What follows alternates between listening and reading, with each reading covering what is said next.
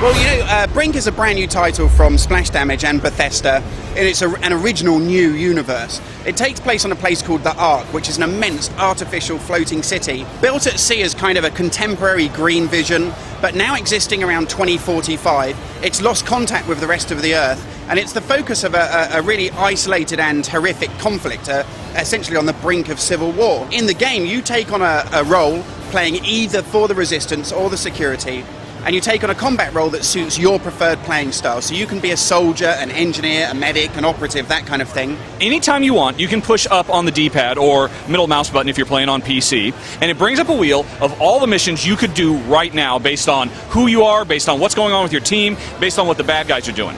So the game essentially pre-sorts the things that you should probably do and puts them all in a menu that's easy to select from, right? Incredibly fast, too. There's no having to, bring up a menu and then a sub-menu and then go down 3. It's just all very, very instant, as fast as you want it. And it can be even faster. If you don't even want to bring up the menu and have to actually make the choice between the 5 or 6 things, you can just tap the button instead of hold it, and that will be you saying to the game, just tell me what to do. I don't know, just tell me what to do.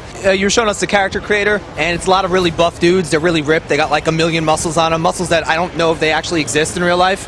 We got Olivier Leonardi. He was the art director behind Prince of Persia and Rainbow Six Vegas, and he really wanted a stylized look for the game that gave you those exaggerated proportions. So we also hired a guy called Tim Appleby. Now Tim, he's the guy who created Shepard in Mass Effect, and he's led our character art team really to create those characters so that we have a really unique, distinct look, and it's really our goal with the game. I mean, you look at it, it's high intensity. It kind of got like almost a Killzone 2 feel. I think a lot of people were saying, oh, it kind of looks like Killzone, but it's not. We hired Neil Alfonso. Neil Alfonso was the lead level designer on Killzone 2.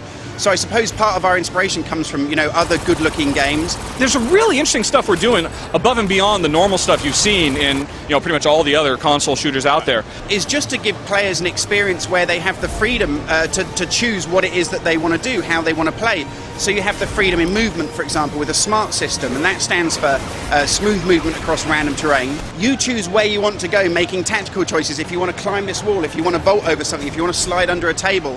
When the enemy is actually somewhere behind you, as you're turning, we will actually speed you up just a little bit. So it kind of feels a little bit more like a mouse where, okay, there it is. For us, we just want to make Brink the best game it possibly can be. This will be the 3rd shooter from Splash Damage. And, we've always had that kind of mantra, the shameless pursuit of critical acclaim, that we love the idea of just trying to make games, that people really, really enjoy playing.